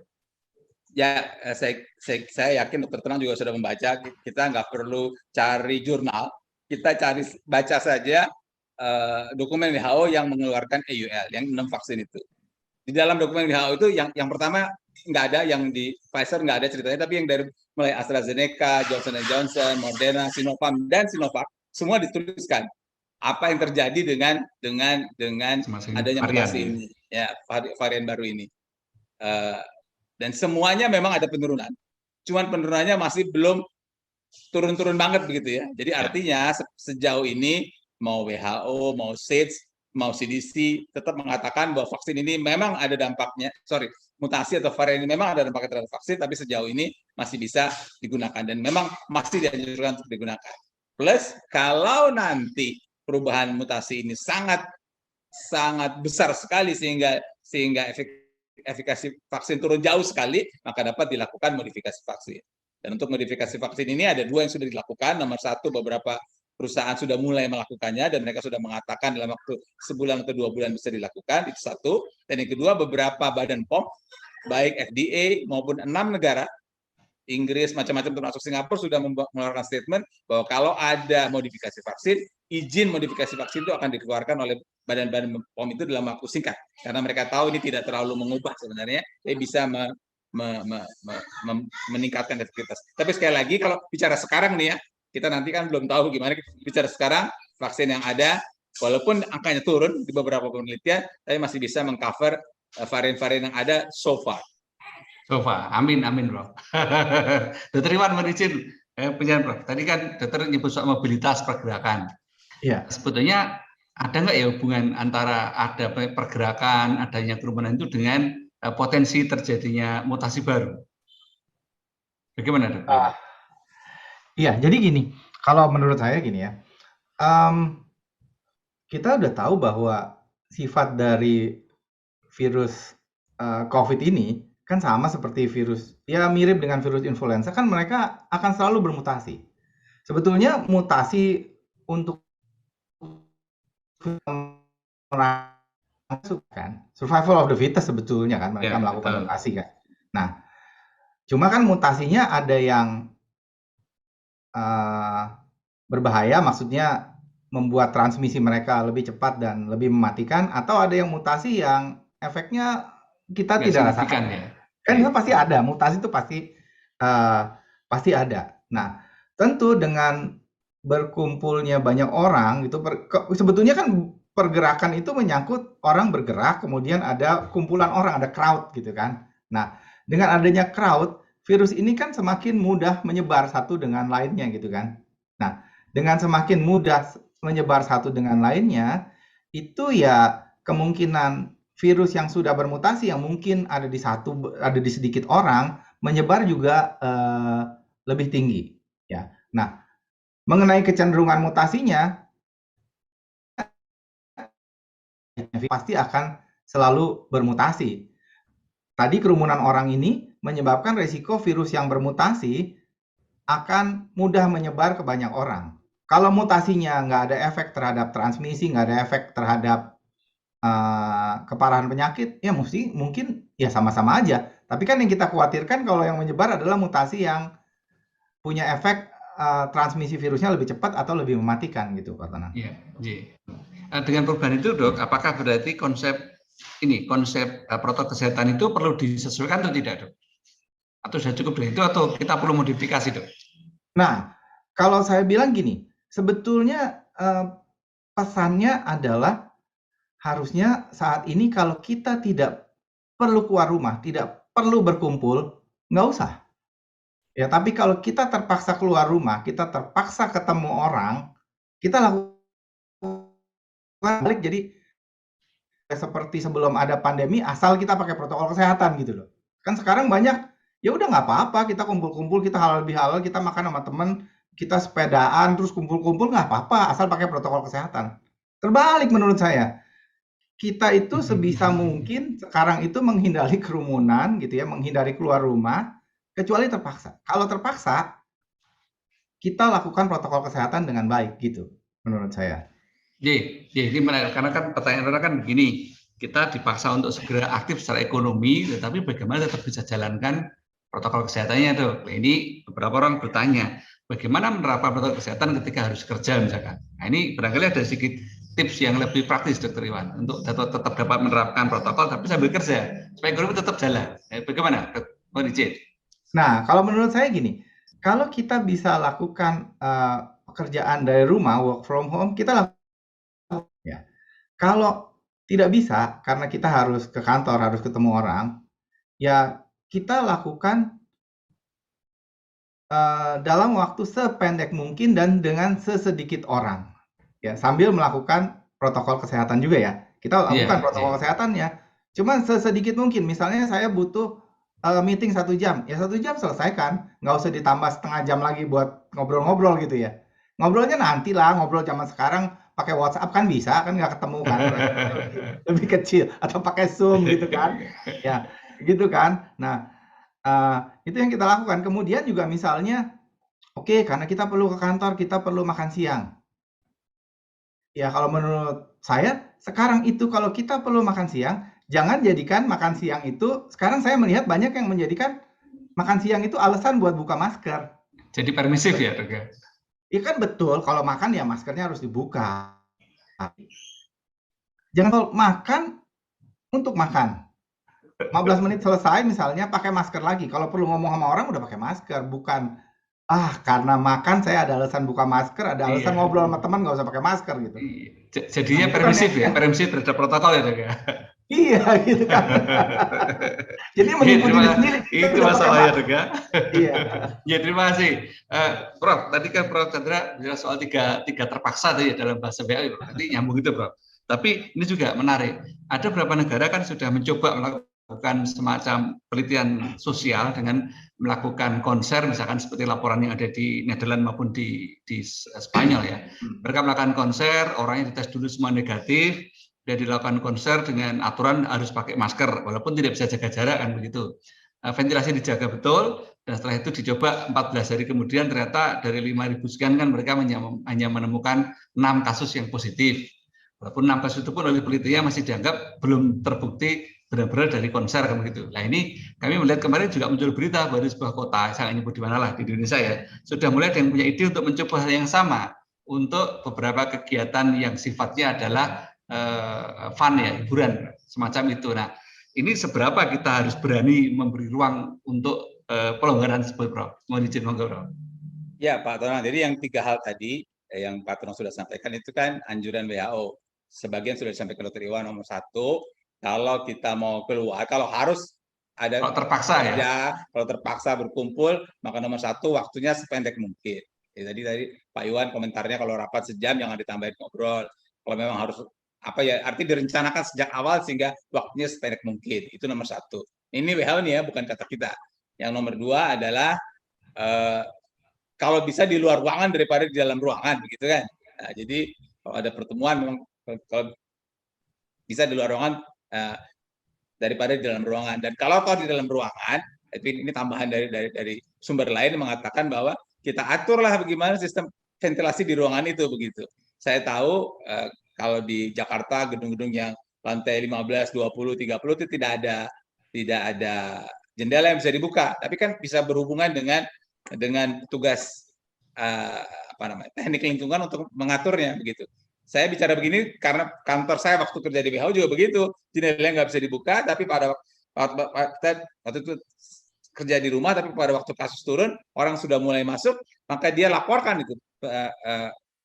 Kalau WHO itu sekjennya ada 2, sekjennya satu sekjen program, satu sekjen yang ngurusin keuangan, rumah tangga gitu ya. Nah, termasuk dia ngurusin yang dia kasih data.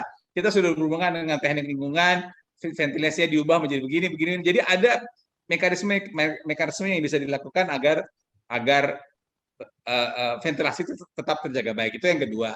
Dan yang ketiga memang soal jaga jarak. Makin ada yang bilang semester, ada yang bilang 6 feet, jadi makin jauh jarak itu diberlakukan, maka makin bagus. Jadi kalau saya ingat pada waktu balik lagi cerita di kantor itu, memang diatur yang masuk itu siapa saja duduk di kursi yang di mana. Jadi ada petanya keluar setiap minggu.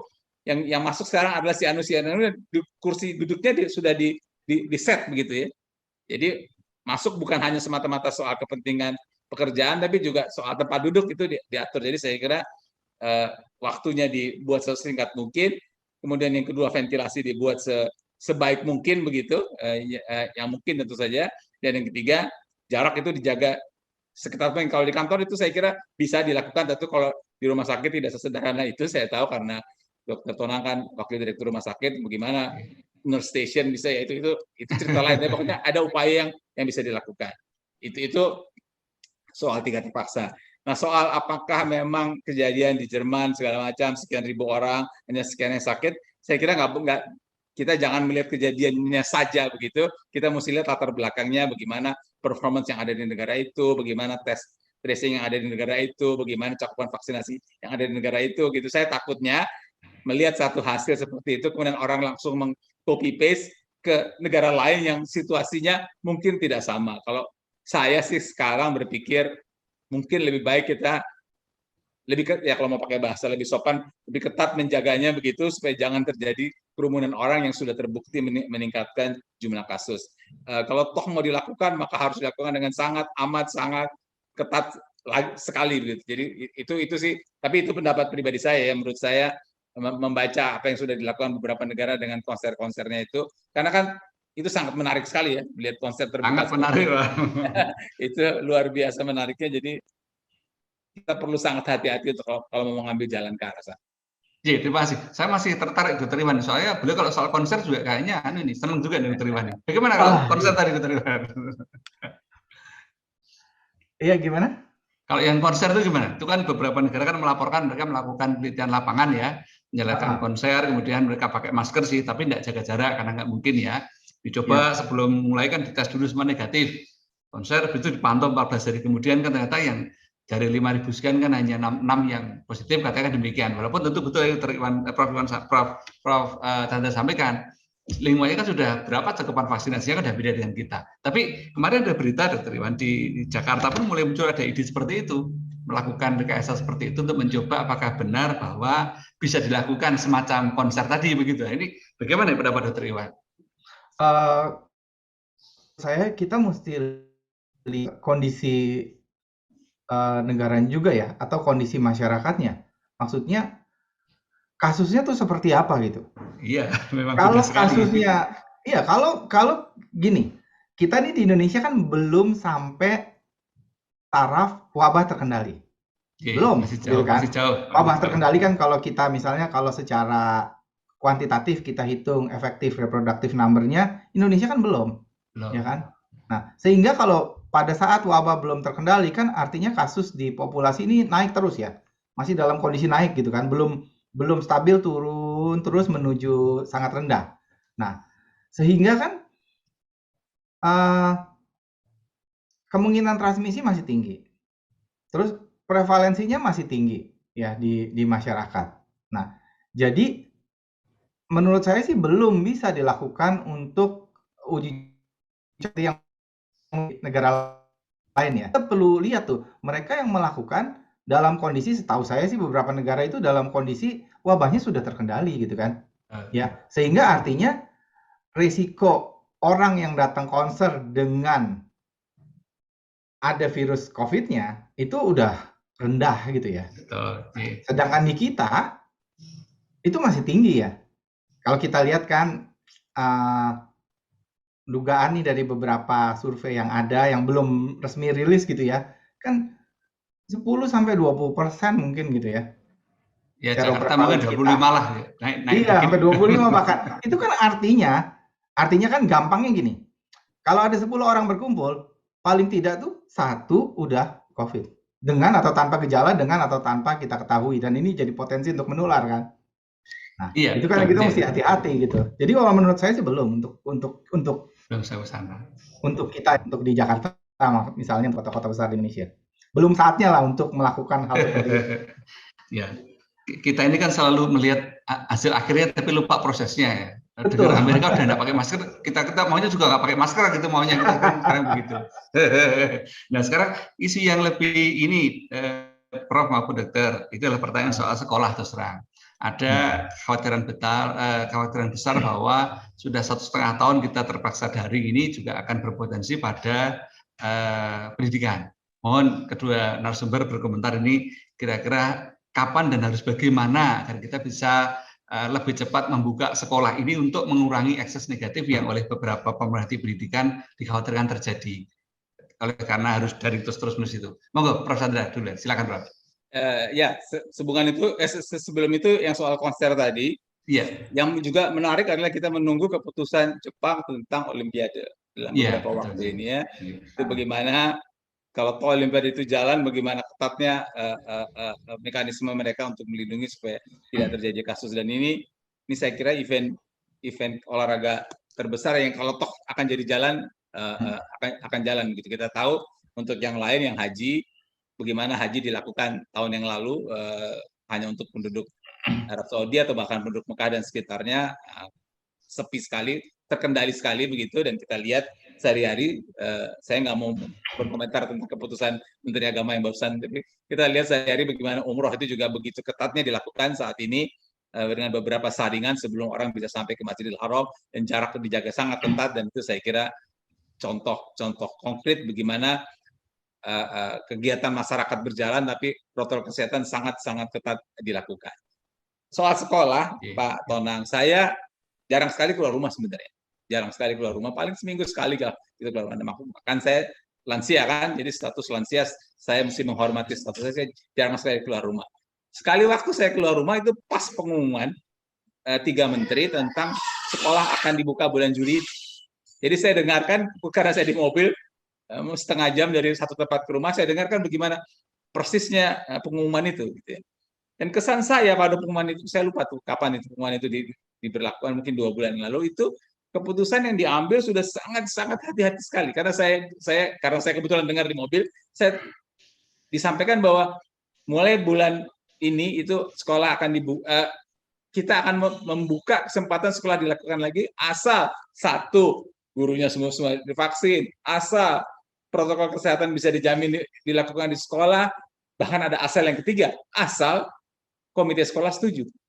Jadi kalau toh semua sudah divaksin, komite sekolah nggak setuju, tetap aja sekolah tatap muka tidak dilakukan. Tetapi sesuai dengan yang Pak Tonang sampaikan, karena sudah sekian lama orang tidak sekolah, jadi ini dikhawatirkan mengganggu, ya katakanlah pendidikan atau belajar mengajar anak begitu. Jadi opsi itu harus dibuka. Jadi itu message yang saya tangkap, opsi itu harus dibuka, tapi dibuka dengan sangat-sangat hati-hati. Itu sekitar 2 bulan lalu. Jadi esensinya seperti itu, bukan artinya kalau semua guru sudah divaksin, nanti sudah tercapai vaksinasi guru, sekolah pasti dibuka, tidak begitu.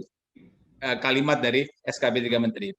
Nah, tetapi siapa sih ya, kalau kita balik ke India, siapa sih yang berpikir India itu bisa turun 10 kali? Nggak ada sebenarnya. Waktu itu juga kita tidak berpikir bisa turun 10 kali. Waktu sudah turun 10 kali, siapa sih yang kepikir bisa naik 40 kali? Bisa jadi unpredictable itu banyak sekali. Jadi memang keputusan apapun yang dibuat memang harusnya dilakukan, harusnya dinilai keadaan pada saat itu. Kalau nanti akan dilakukan bulan Juli misalnya, seminggu 2 minggu sebelumnya mesti dilihat situasi epidemiologi daerah itu seperti apa. Baru keputusan dilakukan sesuai dengan situasi pada saat itu. Kita boleh saja buat rencana jangka panjang begini. Nggak jangka panjang sih, rencana sekian bulan lagi begini, tapi at the end of the day situasi pada saat itu atau pada minggu itu akan memutuskan apakah sekolah bisa dibuka atau tidak bisa dibuka sesuai syarat-syarat yang tadi, semua guru sudah divaksin dan sebagainya. Saya terus terang tidak punya angkanya guru. Saya tahu kalau yang setiap hari diedarkan ke kita kan angka petugas kesehatan sudah 90% vaksin, 100, sekian persen pertama, lansia baru 10%, frontliner sekian persen itu ada, saya nggak tahu angkanya itu Pak Tonang kelihatannya lagi buka laptop, akan keluar angka guru berapa gitu. Nah, cuman apakah memang bisa tercapai apa enggak? Tapi kalau toh tercapai, saya sih usulannya dilihat situasi pada saat itu, pola penularan yang ada di masyarakat pada saat seminggu atau 2 minggu sebelum acara sekolah itu dibuka. Tentu saja dengan kewaspadaan kalau terjadi apa-apa, hal itu harus ditutup kembali. Dan kalau Pak Tonang juga pasti sudah baca juga bagaimana si CDC punya anjuran tentang sekolah dibuka, yang dipersoalkan bukan hanya di sekolahnya. Gimana orang dari rumah ke sekolah, gitu. Karena itu juga jadi potensi sendiri, dan bagaimana kemudian dari sekolah pulang ke rumah. Mereka mungkin naik school bus, kita nggak naik school bus, tapi kalau anak itu harus naik sesuatu, itu faktor itu juga harus dipertimbangkan, bukan hanya situasi pada saat dia di sekolah dari jam sekian sampai jam sekian. Mungkin tidak bisa menjawab, tapi itu bayangan saya. Ya, minimal itu menggambarkan memang ini bukan masalah sederhana ya Prof ya. Kompleks sekali memang masalah ini. Dr. Iwan, monggo, silakan. Iya, tadi sebagian besar udah dijawab oleh Prof. Chandra ya. Jadi saya hanya ingin menambahkan aja, kita juga harus lihat si sekolah dan daerah sekitarnya. Artinya jangan cuma lihat bahwa gurunya sudah divaksin, sekolahnya di daerah hijau katakan ya. Tapi kita tahu bahwa di Indonesia ini orang itu berangkat sekolah itu antar daerah loh. Artinya bukan semua sekolah yang daerah hijau itu murid dan gurunya semua berasal dari daerah hijau, enggak juga. Kan dari sekitarnya kita harus perhatikan tuh. Jadi kita harus perhatikan bahwa wabahnya ini sudah cukup terkendali di daerah di mana guru dan muridnya itu tinggal, gitu kan? Ya, karena itu juga pengaruh tadi yang Prof. Chandra katakan bahwa ini urusannya bukan sekolah nih, ini kan dari rumah sampai sekolah, kan itu ada proses. Bisa naik kendaraan sendiri, bisa naik kendaraan umum gitu kan. Itu juga kita harus menjamin bahwa risiko penularannya di situ kecil. Dan kalaupun dibuka, kita tuh harus siap segera menutup lagi gitu kalau ada masalah gitu. Yang kalau dibuka terus enggak gitu kan. Itu harus siap gitu kan. Itu komentar dari saya Pak Tenang. Suaranya hilang. Suaranya? Ya, maaf belum dibuka. Jadi memang dalam SKP 3 Menteri itu memang justru harapannya memang diantar jemput Prof dan Dr. Iwan. Ya. Jadi dari rumah diantar orang tua, pulang teman ya saya juga mikir bisa nggak ya di kita ya jalan seperti itu kan. Ini kan saking tadi berusaha menahannya tadi ke sana. Nah ini sebenarnya Dr. Iwan biasa kan Dr. Iwan punya data data tentang disiplin protokol kesehatan. Posisi saat ini bagaimana ini tren disiplinnya bagaimana Dr. Iwan? Jadi sebetulnya gini, saya mau mengatakan dulu gini, ada berbagai cara untuk mengukur ketaatan terhadap protokol kesehatan. Yang paling saya tidak percaya itu adalah kalau kita survei tanya, apakah Anda atau enggak? Saya 90% akan jawab ya, gitu kan. Karena itu kita tahu kalau di riset itu namanya kan social desirability bias ya. Jadi normanya begitu, orang akan jawab normanya seperti normanya karena dia nggak mau kelihatan jelek gitu kan. Nah, kemudian ada pengamatan oleh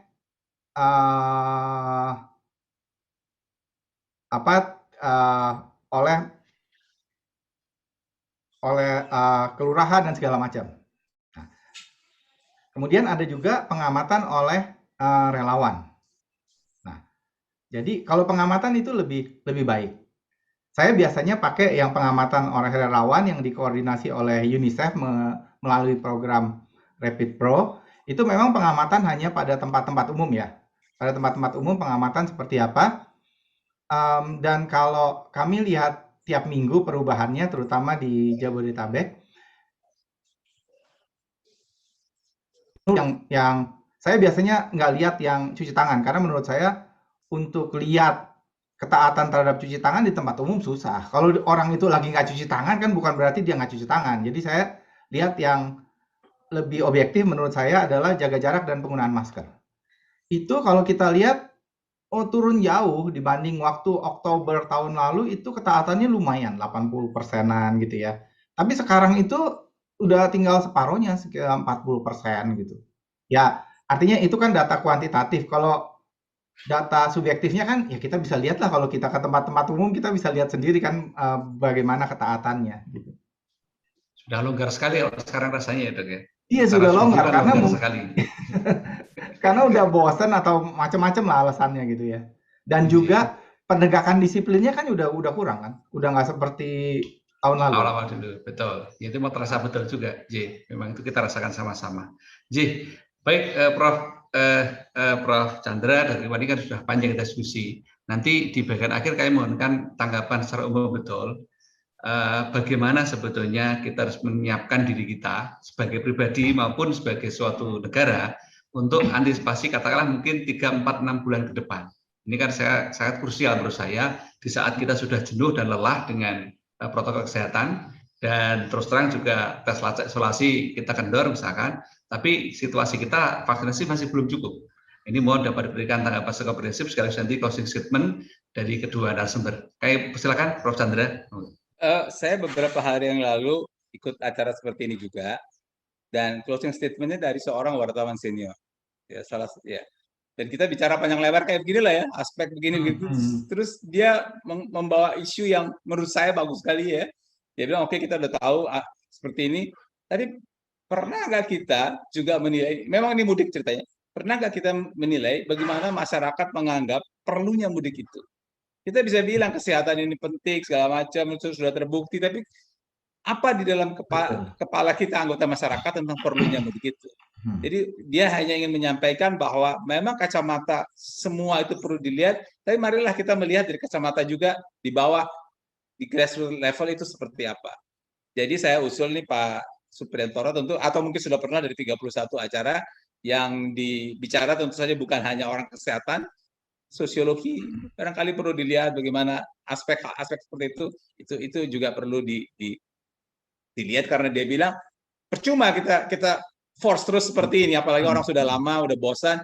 Bagaimana kita melihat itu tidak semata-mata dari kacamata aturan yang secara teoritis jelas menurunkan kasus ini. Itu poin yang pertama yang ingin saya sampaikan. Poin yang kedua yang ingin saya sampaikan, kalau soal teknis yang apa dilakukan kita semua sudah tahu, 3M, 3T, dan vaksinasi yang harus terus dilakukan. Artinya buat kita anggota masyarakat, message yang paling utama adalah 3M itu kalau kita lakukan bukan karena disuruh oleh Kementerian Kesehatan, bukan karena aturan dari Satgas. 3M itu kita lakukan karena kita ingin melindungi diri kita, ingin melindungi keluarga kita, melindungi orang terdekat kita. Jadi itu lebih ke manfaat besar untuk kita dan orang sekitar kita. Bukan semata-mata karena ini aturan, ada SK dan sebagainya. Itu untuk masyarakat. Dan untuk pemerintah tentu saja 3T itu harus terus dilakukan secara maksimal. Tadi sudah dibahas berapa urutan kita dan sebagainya. Dan vaksinasi ini harus terus dioptimalkan. Kita tahu situasinya sulit karena jumlahnya terbatas, tapi bagaimanapun banyak cara yang bisa dipakai agar vaksinasi itu tersedia dan diberikan untuk masyarakat kita. Yang ketiga pantun, tapi nggak keburu, bikinnya nggak bagus-bagus banget ya, mohon maaf pantunannya. Coklat rasanya legit, permen merah enak rasanya. Cakep. Selamat untuk bibir COVID, 31 kali mencerahkan bangsa. Alhamdulillah, terima kasih Prof. Ini kalau soal mencerahkan bangsa ini harus dari Triwan dulu nih. Ini kalau boleh tahu bagaimana ini skenario optimis, skenario pesimis, bagaimana ini Triwan tentang ke depan COVID kita? Moga Dokter. Ya, jadi gini. Jadi kalau dari saya sih, kalau kita lihat wabah ini belum terkendali di Indonesia ya. Jadi artinya kita ini masih dalam tahap berusaha mengendalikan wabah COVID-19 ini di Indonesia. Nah, cara pengendalian sudah lama, nggak ada yang baru kan. Tadi protokol kesehatan, tes lacak isolasi, vaksinasi. Tiga-tiganya ini harus bersama-sama, jadi jangan hanya bergantung pada salah satu tindakan atau pilar, misalnya vaksinasi aja gampang vaksinasi gitu kan. Enggak, itu tidak akan sukses. Tiga-tiganya harus dilakukan bersama-sama. Dan kita seperti tadi Prof. Chandra lakukan, ini melakukan bukan hanya demi wabah ini terkendali, demi negara ini, tapi sebetulnya juga demi diri kita sendiri, demi keluarga kita, supaya kita tidak tertular gitu kan dengan COVID-19 ini gitu. Nah, itu sih yang perlu kita lakukan. Nah, kemudian memang tadi juga betul kita udah lama nih kan, udah setahun lebih, mungkin udah bosen gitu, dan beberapa masyarakat juga udah bosen dengan pesan ini. Nah, itu tadi yang Prof. Chandra juga udah katakan, itu pentingnya komunikasi nih ya. Jadi komunikasi yang tepat sasaran, karena kan komunikasi ke dokter, ke pedagang, ke pedagang kecil, itu kan teknik komunikasinya beda-beda ya. Jadi itu juga kita harus perhatikan tuh supaya dari siapapun gitu kalau melakukan komunikasi yang tepat sasaran sehingga menggugah orang untuk sama-sama melakukan sesuatu lah. Misalnya yang gampang, misalnya protokol kesehatan, diam di rumah saja, supaya kita sama-sama bisa mengendalikan wabah ini dengan cepat gitu. Seperti itu, Dr. Tonang. Saya nggak bisa berpuisi seperti Prof. Chandra, maaf. Itu nanti sesama UI tebus sendiri, Pak. Iya, Pak. Nanti saya belajar sama Prof. Chandra, Pak. Yang sudah lebih pengalaman. Nah, itulah. Jadi terima kasih sekali Prof. Chandra, Dr. Iwan. perbincangan yang nggak terasa sudah sangat menguras banyak energi, tapi tercurahkan juga banyak ilmunya dari penjaringan berdua. Terima kasih dari bibir COVID, semoga bermanfaat untuk kita semua, dan tentu kita berharap walaupun dengan situasi yang kita sadar masih banyak kekurangan, tapi kan kita tidak boleh pesimis ya, kita tetap harus terus berjuang. Ya, tadi selama kita masih berpikir bahwa ini saya lakukan untuk saya sendiri dan orang yang saya cintai, saya kira akan tetap kita lakukan. Perkara berikutnya lah urusan pemerintah, berarti demikian. Terima kasih sekali lagi, mohon maaf sebagai pemandu acara bila banyak yang terlewatkan. Prof. Chandra, Dr. Iwan, terima kasih. Kami kembalikan ke Bu Lia sebagai pemandu acara. Maturun, salam sehat, salam sejahtera. Assalamualaikum warahmatullahi wabarakatuh. Waalaikumsalam warahmatullahi wabarakatuh. Terima kasih Dr. Tonang, Prof. Chandra, Dr. Iwan. Demikian Bapak Ibu peserta webinar talkshow sekalian, telah kita saksikan paparan dan diskusi yang sangat menarik dan luar biasa dari para narasumber kita pada siang hari ini. Tapi sebelum rangkaian acara ditutup, kami mengundang kembali Bapak Dr. Supriyantoro, spesialis paru Mars, untuk memberikan kata penutup. Kepada Bapak Supriyantoro kami persilahkan.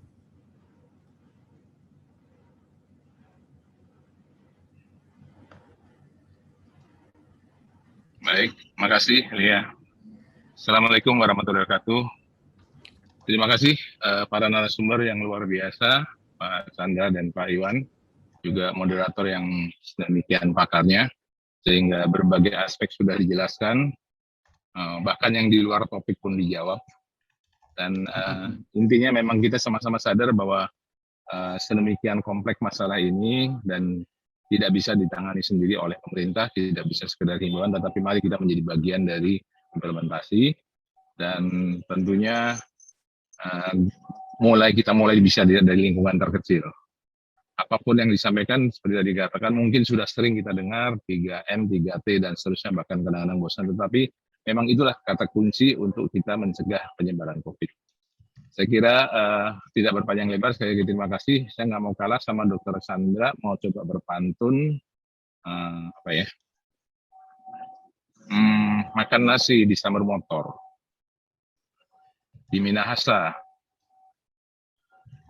kita makan ikan. Terima kasih kepada narasumber dan moderator yang luar biasa memberikan pencerahan. Selamat siang, selamat sore, assalamualaikum warahmatullahi wabarakatuh. Waalaikumsalam warahmatullahi wabarakatuh. Terima kasih Bapak Supriyantoro. Inovasi Indonesia Healthcare Innovation Award ke-5 tahun 2021, pendaftaran telah dibuka sejak bulan April sampai dengan 31 Agustus 2021. Daftarkan segera inovasi Anda untuk bisa mengikuti ajang bergengsi ini. Bapak, Ibu, dan peserta talkshow yang kami hormati, demikian rangkaian acara kita pada hari ini telah selesai. Kami mewakili panitia sekali lagi mengucapkan terima kasih kepada narasumber dan moderator, serta terima kasih kepada seluruh peserta atas partisipasinya dalam acara ini. Semoga acara ini dapat bermanfaat dan memberikan pengetahuan baru pada kita semua. Sampai jumpa di acara Bibir COVID selanjutnya dengan topik yang berbeda tentunya. Akhir kata saya ucapkan wassalamualaikum warahmatullahi wabarakatuh. Salam sehat.